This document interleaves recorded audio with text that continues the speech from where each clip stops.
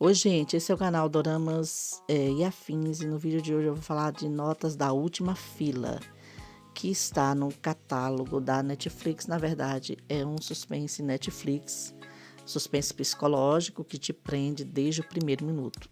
Eu, por exemplo, fiquei presa, mergulhada de cabeça na relação ambígua entre um professor universitário e seu aluno. Só que a grande sacada aqui, logo de cara, não é descobrir quem eles são, mas sim quem está controlando quem. Rapidamente, a trama deixa de ser apenas sobre os fatos para focar em como esses fatos são contados e interpretados. É um convite para o espectador decifrar o que é real e o que é pura manipulação. O drama é dirigido por Kim Kyu-tae, que dispensa apresentações, porque ele tem sucessos no seu currículo, como The Trunk, All Blues e Moon Lovers. Ele entrega uma condução cirúrgica e eu considero bem certeira. Essa atmosfera totalmente imersiva que ele traz na direção, eu achei excelente. E o embate psicológico também é forte e é bem construído. Na história conhecemos Hyun-woo, vivido pelo brilhante Choi Min-sik, que é um professor de literatura amargurado e um tanto rude, mas muito, muito rude mesmo, que carrega a frustração de ser um escritor de um único sucesso. O clima na casa dele também não é dos melhores. A relação com a esposa, que é uma terapeuta talentosa, parece mais uma divisão de teto do que um casamento. Mas ainda a gente sente que existe da parte dela um carinho bem que assim profundo por ele, uma admiração também, até o ponto inicial assim da história. E para piorar o humor do Mono, seu grande rival do passado se tornou um autor rico, famoso e de quebra casou-se com sua antiga paixão. Na verdade, acho eu que era uma obsessão dele. Aqui essa resenha pode haver alguns spoilers, viu? Então está avisado quem estiver por aí assistindo, quer dizer, ouvindo o que eu tenho a dizer sobre o drama. E aí tudo muda na vida dele quando ele nota um jovem enigmático na última fileira, que é o Ikang, interpretado pelo Choi Hyun-wook. O professor percebe o talento do rapaz, um talento assim bruto, que precisava de uma lapidação, e ele resolve ser esse lapidador. E ele resolve incentivar esse rapaz a escrever mais.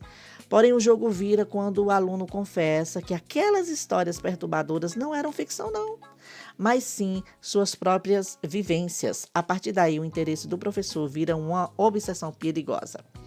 O grande trunfo aqui da produção é apostar um elenco enxuto. Em vez de perder tempo em subtramas desnecessárias, o dorama cria um ambiente fechado, quase claustrofóbico, onde cada palavra dita e para quem é dita tem um peso enorme. O roteiro brinca com a nossa percepção o tempo todo, fragmentando a narrativa para que a gente nunca tenha certeza se está diante da verdade nua e crua ou apenas de uma versão conveniente dela. Essa dinâmica entre a dupla principal é fascinante. O aluno assume as rédeas da narrativa com uma naturalidade assustadora, enquanto o professor vai perdendo completamente o senso crítico. E é nesse ponto, exatamente neste ponto, que o roteiro, na minha opinião, escorrega um pouco. A motivação que move essa engrenagem vai soando muito fraca. O professor fica tão cego pela própria obsessão que simplesmente ignora um acúmulo gritante de coincidências e evidências que estavam ali, ó, bem na cara dele. E eu vou começando aqui a elencar um dos pontos. A primeira coisa é quando ele fala que, na verdade, o marido que tinha traído a esposa era o objeto do ódio dele. E o meu ponto de vista é que o professor embarcou tanto nessa obsessão e ele decidiu não olhar as evidências por conta da sua raiva, da inveja que talvez ele sentia desse escritor. Quando no início nós assistimos a cena em que o professor espera por um bom tempo esse escritor sair e pergunta se ele leu o roteiro, se ele entregou o roteiro para essas pessoas em que ele estava almoçando, jantando, sei lá, porque eles têm esse encontro na saída de um bar. E aí o escritor diz a ele que ele precisa reaprender a escrever. Isso ele guardou um ressentimento profundo. Ele já tinha um ressentimento por conta daquele amor dele, do primeiro amor dele. Então, e o fato, some a esse fato, ele nunca conseguir fazer um segundo livro e também o primeiro não ter sido uma grande coisa assim, um grande sucesso.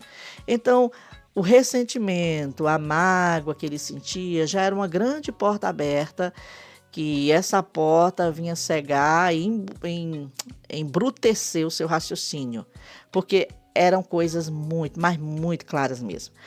No momento em que o Noah descobre que a história tem a ver com aquele que o objeto de sua raiva, do seu ressentimento, que é o escritor famoso, e que ele começa a descobrir as histórias, o jovem vai trazendo, né, o Ikang vai trazendo as histórias de que esse escritor está traindo a mulher com a empregada e ele mata a empregada.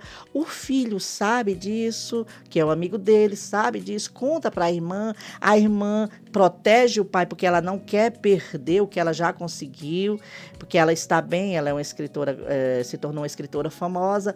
Aí de repente ele diz que a mãe, que era o amor do Monô, já sabe de toda a história, e no dia em que o escritor mata a empregada, ela vai para o hotel para descobrir tudo e envia o filho para o hospital, para o filho ver as câmeras. Gente, um questionamento básico. O professor poderia fazer, que é, peraí, como é que um adolescente vai no hospital, o hospital vai fornecer as imagens, as filmagens, vai deixar ele ver? Esse simples questionamento, né, faria com que pelo menos o jovem fosse um pouco mais esperto, mas não é questão de ser mais esperto, fosse um pouco mais precavido naquelas informações absurdas que ele estava trazendo. É que esse jovem percebeu o ponto fraco aqui do professor. Esse imenso ressentimento criou dentro dele uma atmosfera que qualquer informação que o jovem trouxesse, que fosse contra o escritor, ia encontrar no professor um lugar, um respaldo, entende? Ele ia abraçar aquilo ali porque ele odiava aquele homem. O ressentimento que ele tinha de ver que aquele homem tem tudo o que ele queria ter, é tudo o que ele queria ser. Então, isso faz com que o professor não questionasse nada.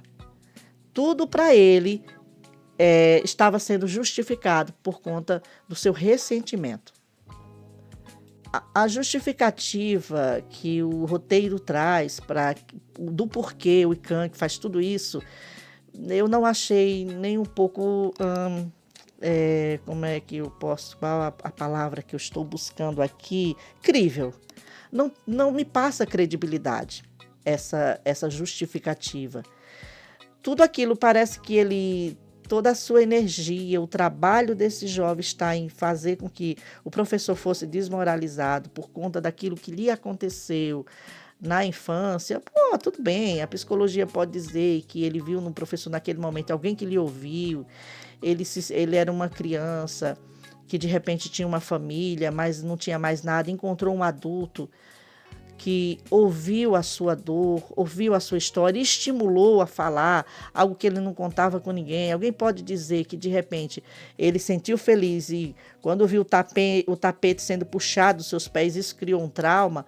Pode-se dizer, mas ainda assim não iria justificar que ele juntasse todas as suas forças unicamente nesse objetivo, sem ter outro objetivo em mente, a não ser desmoralizar esse professor. Não, eu acho falta credibilidade para isso. Eu acho que a maioria das pessoas gosta de assistir a uma produção em que você tem alguém para torcer.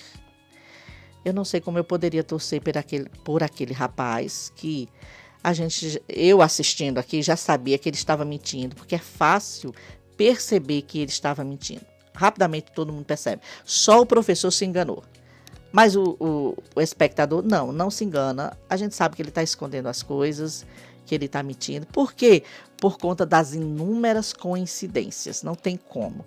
Então, é um drama que você não tem para quem torcer, porque não tem como. Eu me esforcei bastante para ficar do lado do professor, porque, como eu gosto muito de literatura, eu gosto de livros, é um assunto que me interessa.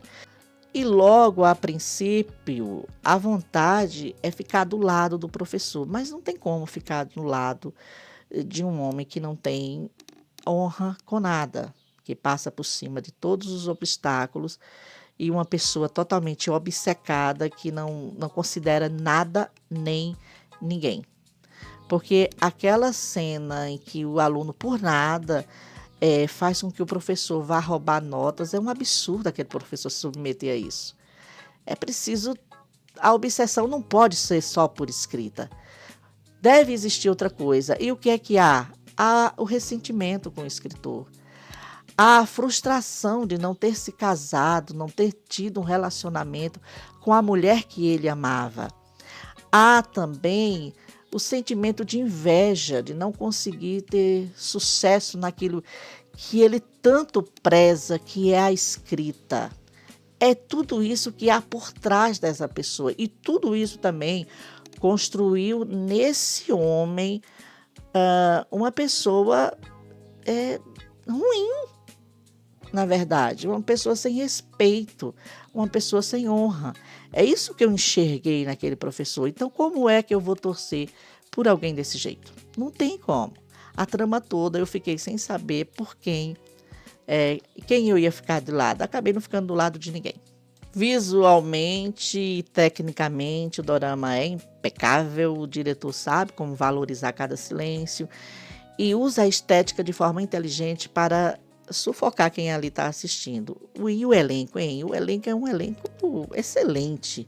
De um lado, o peso e o carisma do veterano Choi Min-sik. E do outro, a entrega impressionante do jovem Choi Hyun-wook.